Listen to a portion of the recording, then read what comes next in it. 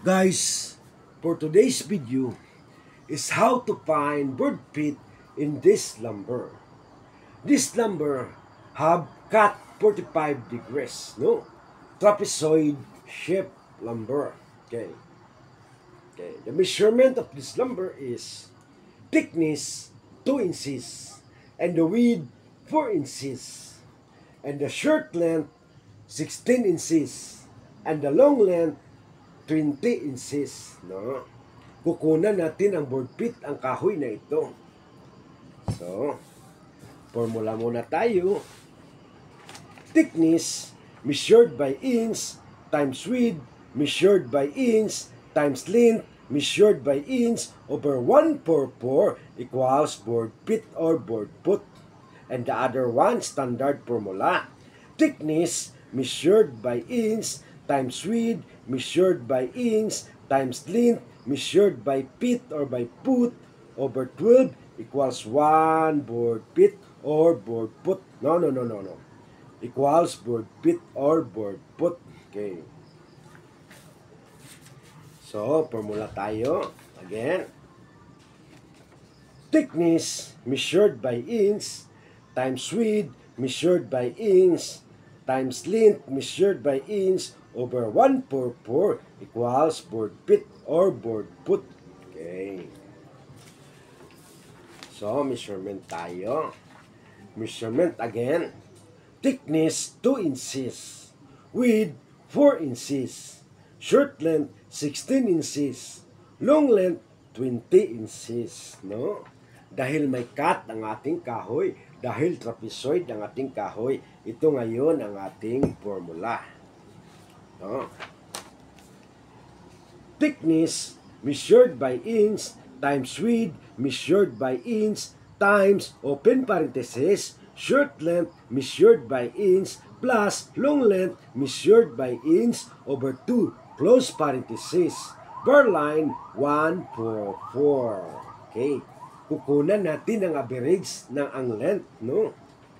Okay. Calculation. 2 inches times 4 inches times open parenthesis 16 inches plus 20 inches over 2 close parenthesis over 144. So, 18 inches ang average ng ating length. Okay, baba tayo.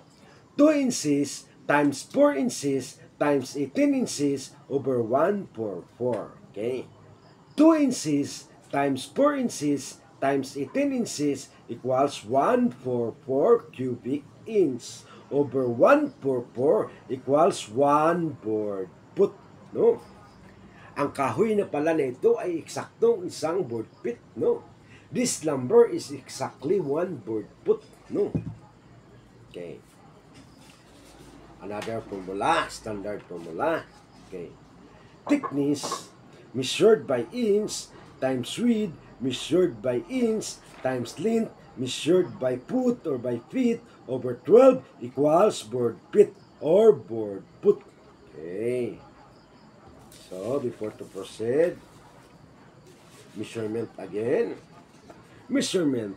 Thickness 2 inches. Width 4 inches. Short length 1.33 feet, no?